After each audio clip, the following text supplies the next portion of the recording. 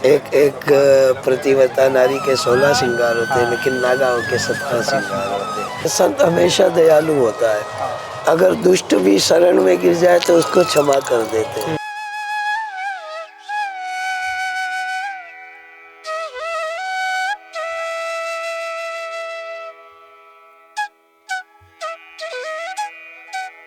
ये 2 फौज जो है उसको बचाने के लिए गुजरात कुंज किया था, और जब ये फौज गुजरात में एंट्री हुई तो इन्होंने उन मुल्लों को मार काट करते करते धोलका, धंधुका और वीरम गांव बोला जाता है, वहाँ तक पहुँच गई। सवाल यही है लोगों का भी भाई नागा आते कहाँ से और फिर जाते कहाँ है, कोई नहीं जानता है। पूरे देश में मिला करके और कम से कम 2 करोड़ नागा होंगे। 2 करोड़ होंगे ही होंगे। अखाड़े मतलब आप यहाँ लोगों को खाना खिला रहे हैं, उनकी सेवा कर रहे हैं, यही तो इसी का नाम तो कुंभ है। करीबन नहीं तो 7-7.5 लाख के आसपास में मेरी दक्षिणा जलपान में बढ़ चुकी है। इसी कुंभ का मतलब यही होता है संतों का समागम। केवल एक देश विदेश से ही नहीं आते हैं, यहाँ जो है जितने आपको प्रगट दिखाई दे रहे हैं उतने के उतने गुप्त भी हैं। तब ये नागा फौज प्रकट होकर के और शाम दाम दंड भेद चारों नीति का उपयोग करके और तंत्र मंत्र यंत्र तीनों चीज़ों का उपयोग करके और सनातन की रक्षा करती। अवान अखाड़ा और अटल अखाड़ा, ये 2 अखाड़े की जो फौज थी, पूरी लश्कर था ये पूरा, ये पूरे लश्कर को मुगलों ने धोखेबाजी से जहर खाने में दे करके और पूरे लश्कर को समाप्त कर दिया था। तो आप जैसे थानापति, आपको क्या क्या काम करने पड़े? उन्होंने जब संविधान बना हमारा और संविधान की रचना हुई तो उसमें आर्टिकल लिखे गए अलग अलग प्रकार के। तो एक आर्टिकल लिखा गया 30A और 30। हमारा देश आज़ाद हुआ था और जब तक सरदार भाई वल्लभ पटेल थे तब तक हमारे स्कूलों के अंदर बच्चों को हमारी धार्मिक परंपराओं के बारे में भी सिखाया समझाया जाता था, क्योंकि वो आर्टिकल लागू नहीं था। उस आर्टिकल में कहा गया है कि हिंदू को छोड़ करके अन्य किसी भी धर्म के लोगों को उसका प्रचार करने में उसको हर प्रकार की सहायता सरकार की तरफ से उपलब्ध होगी, केवल हिंदू को छोड़ करके। हर चीज़ को अपनाओ, हम उसके लिए मना नहीं कर रहे हैं, लेकिन इन सब चीज़ों को अपनाने के साथ साथ में जो आप अपनी जो परंपराओं को त्यागते जा रहे हो, कृपा करके उसको भी मत त्यागो, उसको भी साथ में रखो।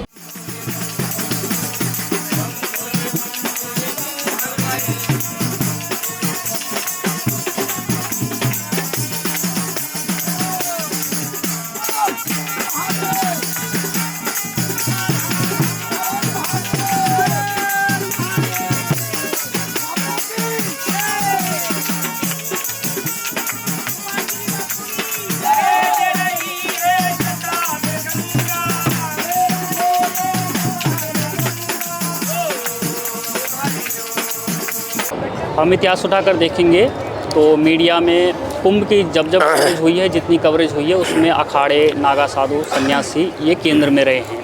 सच ये है कि इन अखाड़ों के बिना, इन साधु सन्यासियों के बिना, नागाओं के बिना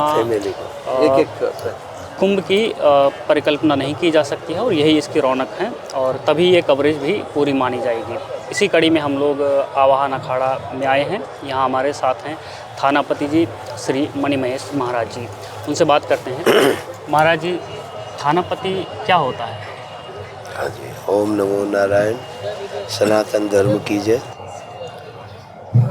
आप थानापति जो आपने प्रश्न पूछा है ये बहुत अच्छा प्रश्न है। ये जो हमारे 10 नाम नागा संन्यास की जो परंपरा है, इस परंपरा को चलाने के लिए, इसकी व्यवस्था के लिए हमारे अखाड़े के अंदर नियुक्तियाँ होती है। जैसे आपकी विधानसभा, लोकसभा, जो ये पार्लियामेंट है उसके अंदर जो सदस्य होते कैबिनेट के, वहाँ भी 17 सदस्य होते हैं, और हमारे इसके अंदर भी 17 सदस्य की कैबिनेट होती है।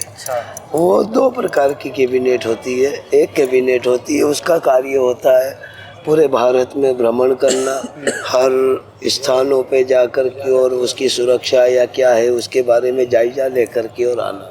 और एक कैबिनेट ये होती है कि जहाँ भी कोई स्थानों में या कहीं भी जहाँ जहाँ हमारी शाखा है, उन शाखाओं से जुड़े हुए जितने भी स्थान है उस क्षेत्र के या वो भी हैं, उनकी जो भी कोई समस्या होता है उन समस्याओं का समाधान।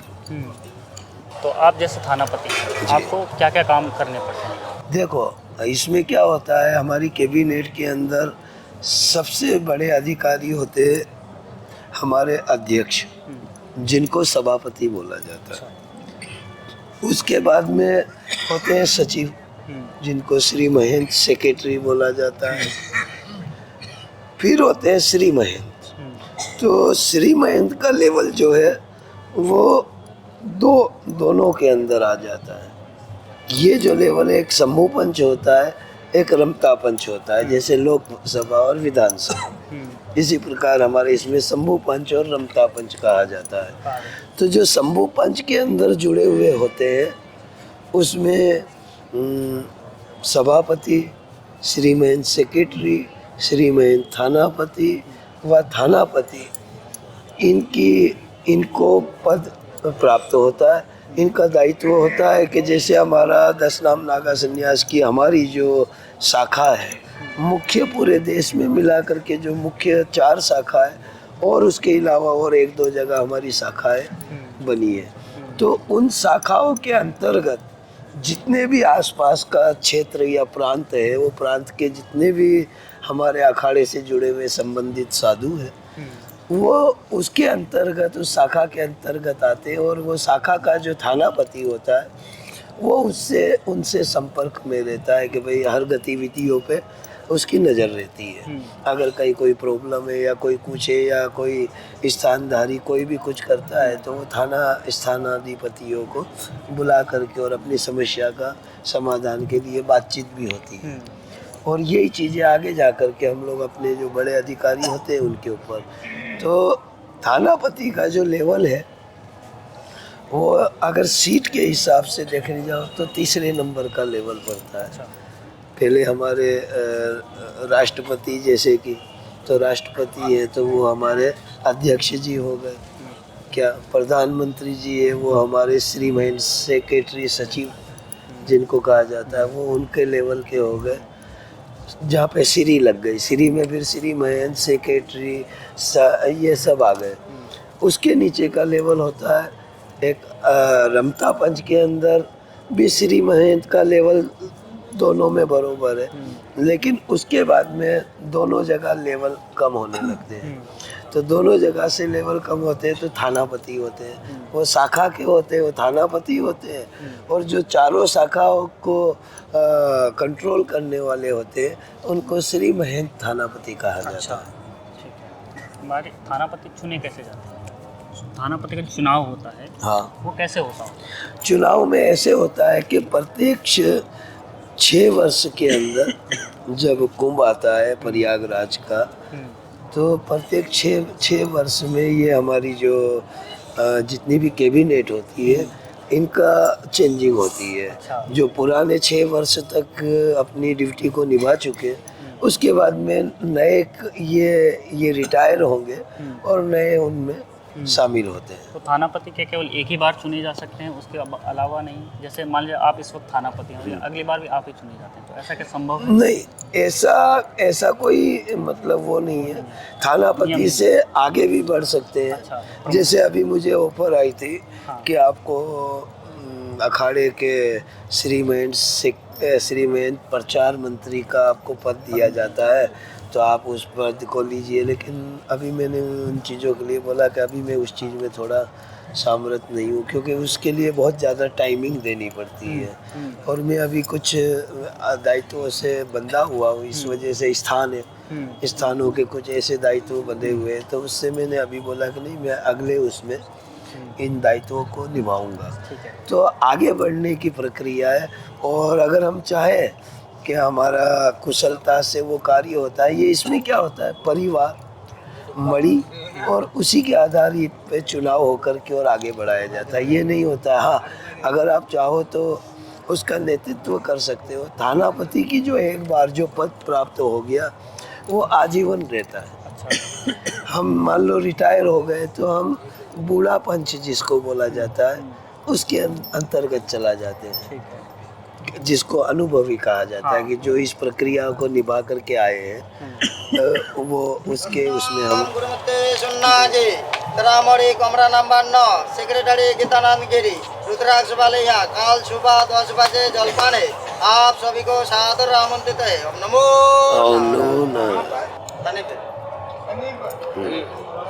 महाराज जी, इस वक्त जो निमंत्रण देने आए हैं ये क्या है, ये प्रक्रिया या ये प्रक्रिया ऐसी है जैसे आज यहाँ भी हमारे यहाँ भी यही इसी प्रकार का कल निमंत्रण दिया था, और ये इन्होंने तो मुख से बोला है, हमने इस प्रकार की ये पत्रिका छपवाई थी। अच्छा। जिसमें जलपान की प्रक्रिया सभी को, हमारे जो अखाड़े के होते हैं उनको जलपान के लिए आमंत्रित किया जाता है, क्योंकि हमारा पूरा परिवार है ये। तो उस परिवार को इकट्ठा करके और उनको हम भोजन जिसकी जैसी सामर्थ्य, कोई भोजन पानी कर भंडारा करता है, कोई जलपान करता है, जिसकी जैसी ताकत होती है वो करता है। तो इसमें पूरा परिवार इकट्ठा होता है, उनको चाय पानी नाश्ता करा करके और फिर उनको यथाशक्ति अनुसार दक्षिणा देनी पड़ती है। अच्छा। जैसे कि आज मैंने किया। अच्छा। मैंने भी करीबन नहीं तो 7-7.5 लाख के आसपास में मेरी दक्षिणा जलपान में बढ़ चुकी है। जो साधु सन्यासियों को जो आज यहाँ आए थे सब दिन में। अच्छा। हाँ, सुबह 9 बजे से तांता लगा था तो शाम को 4-5 बजे मैं फ्री हो पाया। अच्छा जी। तो इसी प्रकार से हमारे गुरु भाई है जो 1.25 लाख रुद्राक्ष वाले हैं। हाँ। मेरे छोटे गुरु भाई है। अच्छा। उन्होंने भी कल का मतलब ये जलपान का आमंत्रण रखा है, जो कि श्री शंभू पंत स्नाम आह्वान अखाड़े में होने वाला है। क्या तो इसी प्रकार से ये साधुओं की अपनी अपनी मर्यादा है, हमारे कुछ नियम होते हैं। ये जो कुंभ है, ये कुंभ के अंदर ही आकर के हम लोग इन चीज़ों को ज़्यादा वो कर पाते अच्छी तरह से, नहीं तो अन्य स्थान पूरे भारत में फैले हुए हैं, सब एक ही जगह इकट्ठे नहीं हो सकते हैं। हालांकि स्थानों में नाना प्रकार के प्रोग्राम होते रहते हैं, जो आसपास के क्षेत्र के होते हैं साधु संत वो एकत्रित होते हैं, लेकिन ये जो कुंभ है, इस कुंभ के अंदर पूरे देश विदेश हर जगह से साधु संत आते हैं। इसी कुंभ का मतलब यही होता है संतों का समागम, जहाँ पे संत एक दूसरे से मिलते हैं, दरस परस मुखमंजन पाना, ये प्रक्रिया चलती है। इन कुंभ के अंदर ही हमारे कई प्रकार के धर्म की रक्षा कैसे की जाए, धर्म के प्रति लोगों को किस प्रकार से आगे बढ़ाया जाए, ये सारी चीज़ों के ऊपर मंत्रणा वगैरह विचार विमर्श किए जाते हैं। अच्छा, तो ये उसी तरीके जैसे मान लिया जाए गृहस्थ में जैसे होता है कि लोग जैसे या किसी घर में कार्यक्रम है तो वो अपने रिश्तेदारों को बाकी लोगों को बुलाता है, तो उसी तरीके से यहाँ भी है कि एक मतलब कुंभ लगता है और सब लोग आ रहे हैं। नहीं तो यहाँ क्या है होता है, ये जो है ना गृहस्थ का एक रिश्तेदारों को बुलाना एक सीमित दायरा होता है, लेकिन संतों का जो ये परिवार है, क्योंकि जो भी सनातन में जुड़ा हुआ है, जो सनातन में चला गया, जो सनातन को समर्पित हो गया, वो हमारा परिवार बन गया। हमने जिन्होंने हमको जन्म दिया उन माता पिताओं को हमने त्याग करके इस संसार में बहुत कुछ प्राप्त कर लिया। ये सारा संसार हमारे माता पिता है। क्या हम इनके बालक भी हैं, और हम इनके जब ज्ञान देते हैं तो हम इनके लिए गुरु रूप भी हमारा हो जाता है।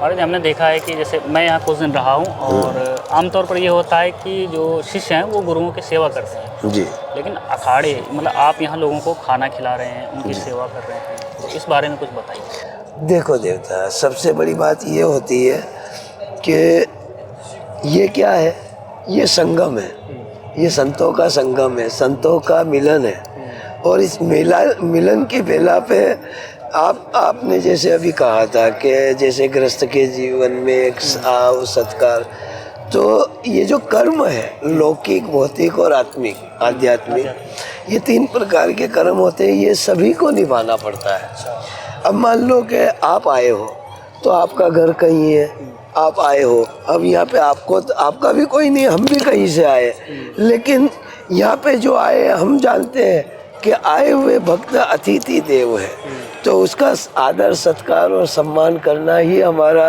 सनातन की परंपरा है। उस परंपरा को हम निभाते हैं ताकि उस परंपरा को देख करके आम व्यक्ति भी उस पे चलने का प्रयास कर सके। और यहाँ तो न केवल देश से विदेशों से भी लोग आते हैं, तो जो वसुधैव कुटुंबकम की जो बात हम लोग करते हैं सनातन धर्म में, वो भी यहाँ देखो खाली केवल एक देश विदेश से ही नहीं आते हैं। यहाँ जो है जितने आपको प्रगट दिखाई दे रहे हैं उतने के उतने गुप्त भी हैं। अच्छा। जो दिखाई नहीं दे रहे हैं। अच्छा। यह सभी प्रकार के, यही तो इसी का नाम तो कुंभ है। इसमें 88,000 ऋषि मुनि, सभी देवी देवता और जितने भी संत हैं, जो गुप्त हैं वो भी और जो प्रगट हैं वो भी, सभी शामिल होते हैं। अच्छा बाबा, अब आप आह्वान अखाड़े से जुड़े हैं, आह्वान अखाड़े के बारे में कुछ बताइए कि इसका इतिहास क्या रहा है। आह्वान अखाड़े का इतिहास ऐसा रहा कि सर्वप्रथम मतलब ये अखाड़ा जो आह्वान अखाड़ा है, ये सर्वप्रथम अखाड़ा कहा जाता है इतिहास के अनुसार। क्योंकि जब आदि गुरु शंकराचार्य जी महाराज ने नागा फौज बनाई तो उस फौज को कंट्रोल करने के लिए जो ये कैबिनेट आपको बताया गया, इसके लिए एक कैबिनेट की वो जगह बनाई गई जिसको हम लोग आमतौर पे ऑफिस बोल देते हैं।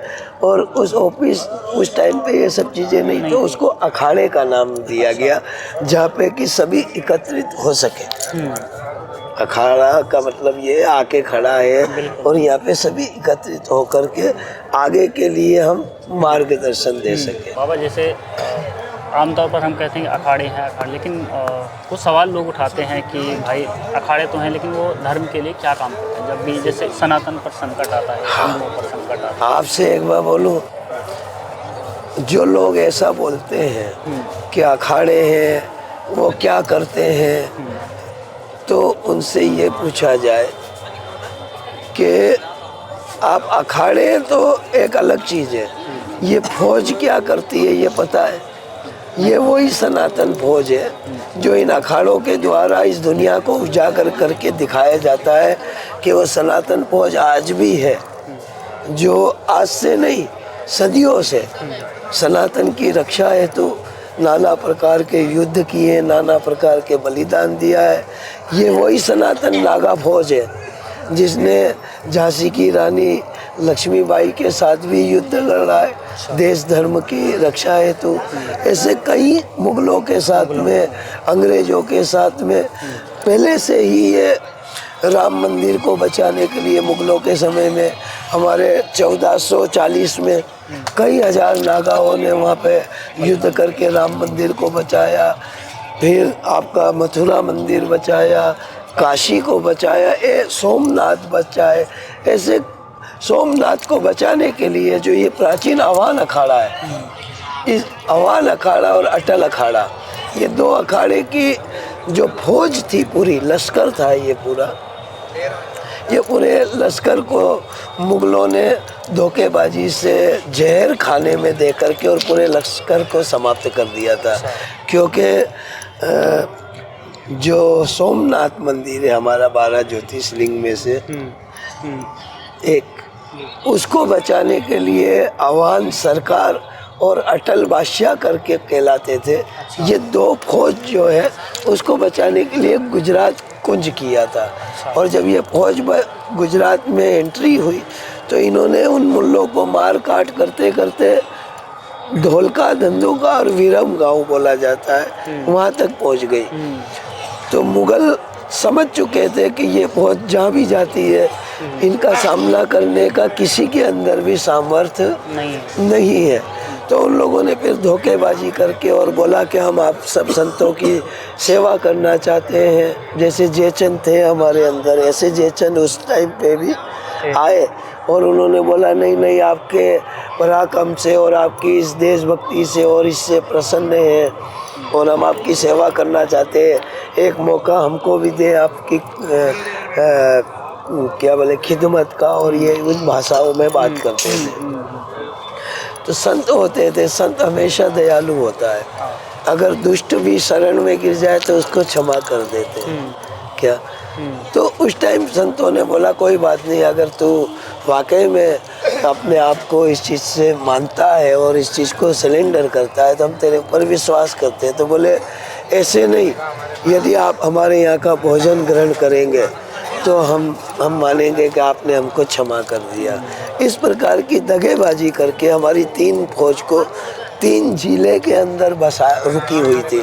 करीबन 5 लाख 10 लाख नागा थे जो एक उस लश्कर के अंदर थे। उन सबको वहाँ रोका गया और एक ही साथ में भोजन के अंदर उनको विष दे करके और वहीं पे मार दिया, समाप्त कर दिया गया। तो ये जो फौज है ना, आज से नहीं, हमेशा से सनातन संस्कृति और देश और धर्म की हमेशा रक्षा करती है ये। और अभी इस वक्त आवाहन अखाड़ा में नागाओं की, जो नागा साधुओं की संख्या है वो कितनी होगी? देखो, आवाहन अखाड़े में ऐसे तो लाखों की संख्या है, क्या ऐसे तो गवर्नमेंट के पास भी जो पहले का रिकॉर्ड था, केवल आवाहन अखाड़े नहीं, ये हमारे 10 नाम नागा संन्यास के 7 अखाड़े हैं, 7 भाई हैं। आवाहन, अग्नि, जूना, महानिर्वाणी, अटल, महानिर्वाणी, आनंद। तो ये 7 अखाड़े में आज से करीबन 20-25 साल पहले तो 40 लाख नागा जो है गवर्नमेंट की उसमें मतलब वो थे। लेकिन बाद में पता चला कि ये बढ़ते ही गए। आज जहाँ तक मुझे समझ में आता है तो नहीं तो कम से कम पूरे देश में मिला करके और कम से कम 2 करोड़ नागा होंगे। 2 करोड़ होंगे ही होंगे, जहाँ तक मेरा अनुमान है। अच्छा। बाकी मैं पूरा अनुमान पूरी तरह से नहीं दे सकता हूँ क्योंकि ये गुप्त फौज है। ये केवल कुंभ मेले के टाइम पे प्रकट होती है और उसके बाद गुप्त हो जाती है। ये उसके बाद कहाँ चले जाते हैं? सवाल यही है लोगों का कि भाई नागा आते कहाँ से और फिर जाते कहाँ है, कोई नहीं जानता है। ये जो है ना, ये हमारा गुप्त रहस्य है। अच्छा, ये गुप्त रहस्य हम ऐसे उजागर नहीं करते। उजागर केवल इतना ही करते हैं कि ये जो दुनिया आज जो भारत एक हमारा एक ऐसा देश है कि इसमें सभी प्रकार के लोग बसेंगे। कोई भी मतलब बाकी और कंट्रियों में केवल आपको मुस्लिम या ईसाई धर्म से जुड़े हुए लोग ही मिलेंगे। उनकी कई प्रकार की कई कंट्रियाँ हैं। भारत केवल एक सनातनी जो नेपाल से जुड़ा हुआ है, यही एक ऐसा देश है। तो इसको चाहती पूरी दुनिया तो कभी से समाप्त कर सकती थी। मुगलों ने 600 सालों तक इसको समाप्त करने का प्रयास किया। 200 साल तक ब्रिटिश गवर्नमेंट ने भी प्रयास किया लेकिन नहीं हो पाई। क्यों? कि यही वो गुप्त सनातन फौज है कि जब जो आम व्यक्ति है, आम राजा महाराजा होते थे, जब वो परास्त हो जाते, उनकी ताकत नहीं चलती थी, तब ये नागा फौज प्रकट होकर के और शाम दाम दंड भेद चारों नीति का उपयोग करके और तंत्र मंत्र यंत्र तीनों चीज़ों का उपयोग करके और सनातन की रक्षा करते। महाराज, आपने मुगलों और अंग्रेजों के काल की बात की कि उनका प्रभाव किसी न किसी तरीके से रहता था, तो क्या अब भी ऐसा है कि सरकारें बदलती हैं, उनका प्रभाव? बिल्कुल पड़ता है, बिल्कुल पड़ता है। आपने बहुत अच्छा सवाल पूछा है। जब ब्रिटिश गवर्नमेंट यहाँ से चली गई तो कुछ तो हमारे जो गांधी जी थे माननीय, उन्होंने कुछ चीज़ों का उनको एग्रीमेंट करके और साइन करके दे दिया। एक ये कि जब तक देश में संविधान चलेगा, जब तक हम तुमको कर देते रहेंगे, जो कि चले गए थे। दूसरा, सुभाष चंद्र बोस को जिंदा या मुर्दा ब्रिटिश गवर्नमेंट को सौंपने का, ऐसे कई प्रकार के उन्होंने ये किया। फिर साथ में उन्होंने जब संविधान बना हमारा और संविधान की रचना हुई तो उसमें आर्टिकल लिखे गए अलग अलग प्रकार के। तो एक आर्टिकल लिखा गया 30A और 30। ये आर्टिकल जब लिखा गया तो इसके अनुसार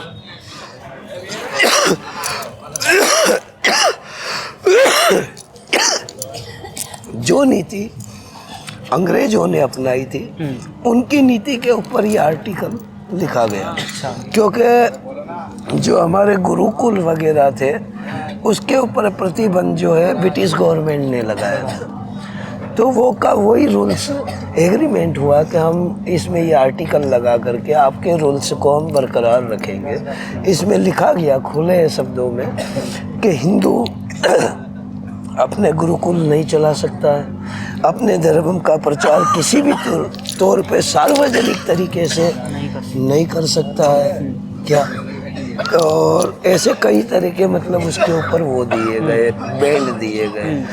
तो मेरे कहने का मतलब यही है कि यहाँ की अगर कितनी इसका विरोध जो है सरदार वल्लभ भाई पटेल ने जब ये आर्टिकल बन के आए तो छपा, और जब इनको पढ़ा गया, संज्ञान में लाया गया, तो उस टाइम पे सरदार वल्लभ भाई पटेल ने इसका पुरजोर विरोध किया और ये तक बोला कि आप है तो ये काम अच्छा नहीं कर रहे हो, आप हिंदुओं के साथ में सरासर विश्वासघात हो रहा है, तो कृपया आप इस आर्टिकल को ना लगाएं। तो उस दौरान तो वो लगाने में नेहरू जी सक्षम नहीं रहे क्योंकि सरदार जी थे, उन्होंने लगने नहीं दिया। लेकिन जैसे ही सरदार जी पूरे हुए ऐसे ही नेहरू ने उस आर्टिकल को दोबारा से वो कर दिया, राइट कर दिया, लागू कर दिया, जिसके कारण जो हमारा देश आज़ाद हुआ था और जब तक सरदार भाई वल्लभ पटेल थे तब तक हमारे स्कूलों के अंदर बच्चों को हमारी धार्मिक परंपराओं के बारे में भी सिखाया समझाया जाता था, क्योंकि वो आर्टिकल लागू नहीं था। जिस दिन से वो आर्टिकल लागू हुआ उसके बाद में हमारे जो धार्मिक परंपराएं थी, जो हमारी प्रणाली थी, उन प्रणालियों के ऊपर कई प्रकार से मतलब प्रतिबंध थोपे गए और ये प्रतिबंध हमेशा के लिए थोप दिए गए। जब तक ये आर्टिकल इस संविधान के अंदर रहेगा तब तक सनातन जो है हमेशा कैद रहेगा। क्योंकि मेरा यही कहना है कि मैं मानता हूँ हमारे वीरों ने बड़े बड़े बलिदान दिया, उनका कहीं नाम नहीं है, लेकिन हमारे माननीय गांधी जी का नाम आता है।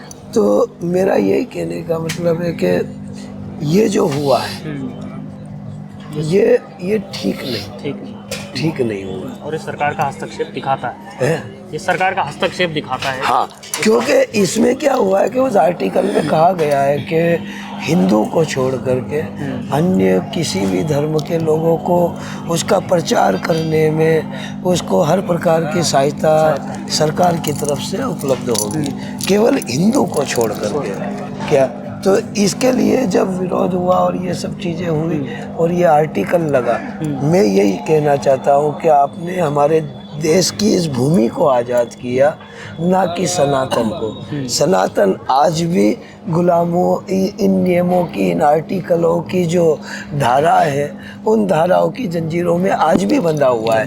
जब तक आर्टिकल 30 और आर्टिकल 30 जब तक समाप्त नहीं होगा तब तक सनातन अपनी परंपराओं को जीवित रखने में असमर्थ ही रहेगा।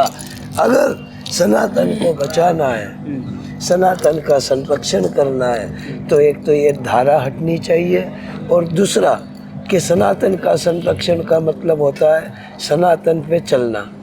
तो सनातन पे चलना ही सनातन का संरक्षण है। तो मेरा सभी सनातनियों से केवल एक ही अनुरोध है कि स्वयं भी सनातन के ऊपर चले, अपनी आने वाली पीढ़ी को चलाएं और अपने आसपास में सनातन का प्रचार करें।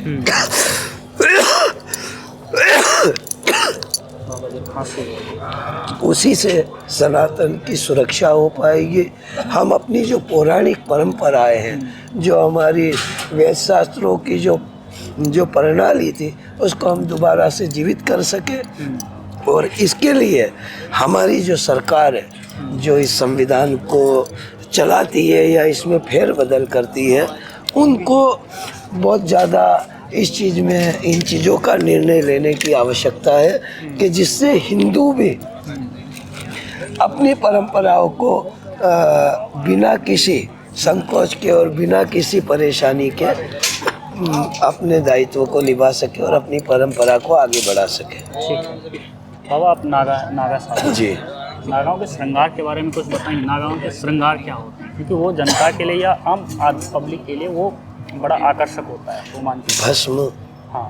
सबसे बड़ा श्रृंगार नागाओं का भस्म है, जटा है। क्या हम लोगों का, नागाओं का तो जो सबसे बड़ा श्रृंगार है, जब हम पूर्ण अपने स्वरूप में आते हैं तो हमारा एक ही श्रृंगार होता है, हमारे पूरे शरीर पे भस्म होगी और हमारी जटाएं होगी। क्या उस टाइम पे हम ये कंठी माला वगैरह ये सब चीज़ें नहीं होती है। हम लोगों के 16 श्रृंगार से भी बढ़कर के 17 श्रृंगार माने जाते हैं। एक प्रतिव्रता नारी के 16 श्रृंगार होते हैं, लेकिन नागाओं के 17 श्रृंगार होते हैं, क्योंकि नागा लोग हर प्रकार का आभूषण, कड़े इत्यादि सभी प्रकार का मतलब वो श्रृंगार अपने ऊपर करते हैं। जैसे कि हमने भस्म का एक अलग ही हमारा श्रृंगार होता है, ये दिगंबरी बोलते हैं, कोई बागंबरी लगाता है, अलग अलग प्रकार के मतलब नागाओं के श्रृंगार होते हैं, जिससे नागा अपने आप को सुशोभित करते हैं। हाँ, ठीक है बाबा। अभी जो मतलब अभी यूथ है, युवा है, अब हम लोग आधुनिकता और जो लौकिक सुविधाएं हैं उस भोग में पड़े हुए हैं जी। तो क्या इस वक्त भी ऐसा है कि जो लोग नागा बन रहे हैं, या हो सकता है कि लोग मतलब धर्म से विमुख हो रहे हैं जिस वक्त, तो क्या उस वक्त भी नागा बन रहे हैं जो आज का युवा है वो साधु सन्यासी या उस और बढ़ रहा है क्या? हाँ, क्यों नहीं। ये जो परंपरा है, ये परंपरा कभी समाप्त नहीं होती है। हमेशा ध्यान रखना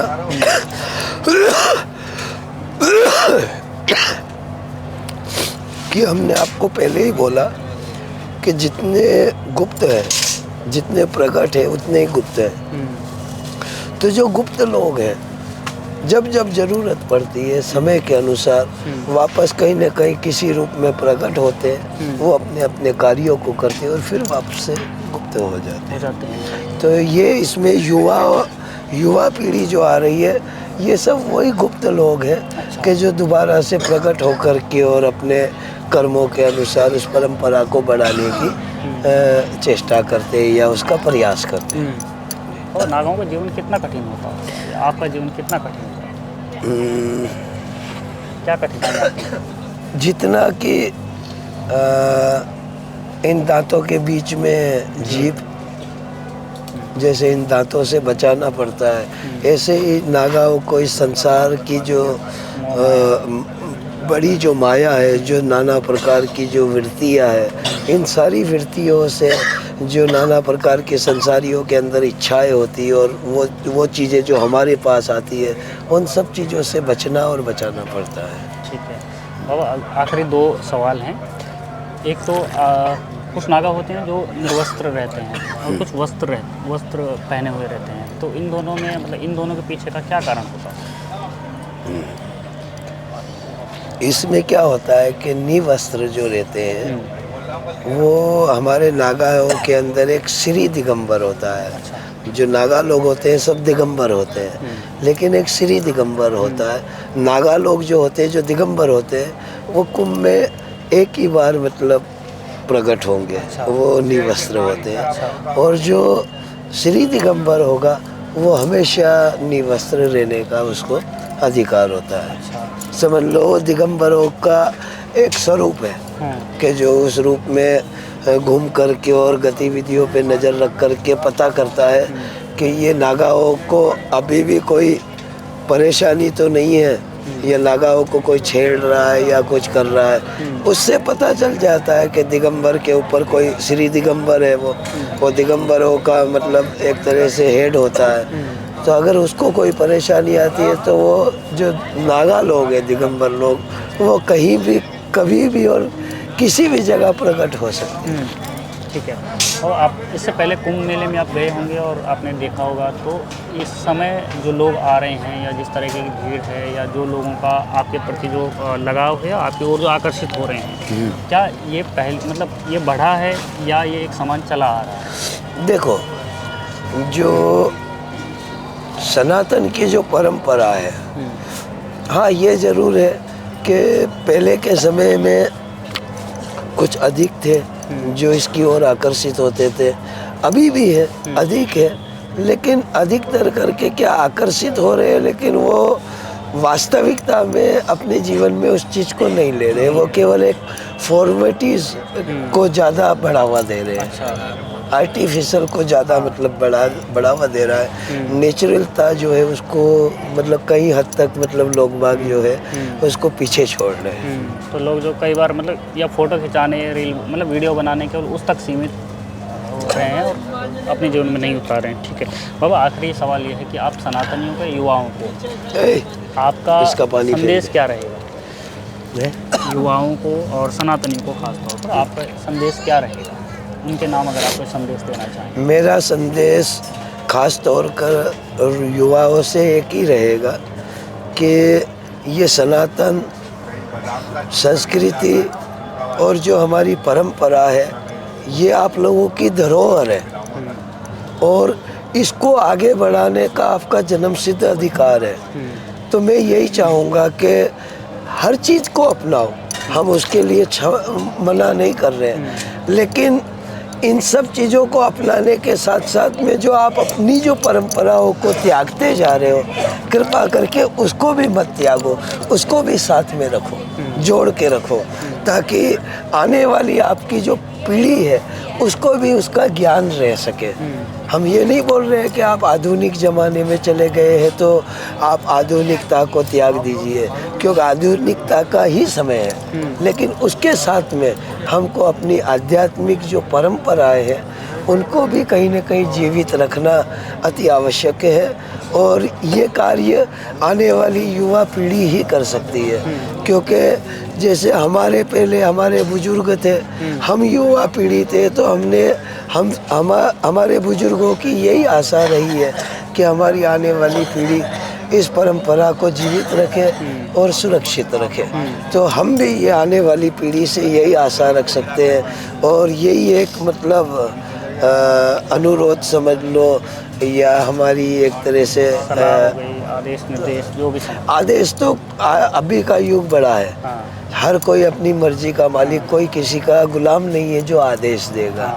हाँ, हम इन सब से केवल विनती करेंगे और कहेंगे कि आप सनातनी हो, आप स्वयं को पहचानो और अपनी परंपरा को पहचान करके ज़्यादा नहीं तो थोड़ा थोड़ा भी उस पे चलने का प्रयास जरूर करें। क्या ठीक है, अपनी जड़ों से जुड़े रहिए। ये थे हमारे साथ आवाहन अखाड़ा के थानापति श्रीमणि महेश महाराज। आपको ये वीडियो कैसा लगा हो हमें कमेंट बॉक्स में ज़रूर बताइएगा। बने रहिए हमारे साथ, देखते रहिए द पैम्पलेट।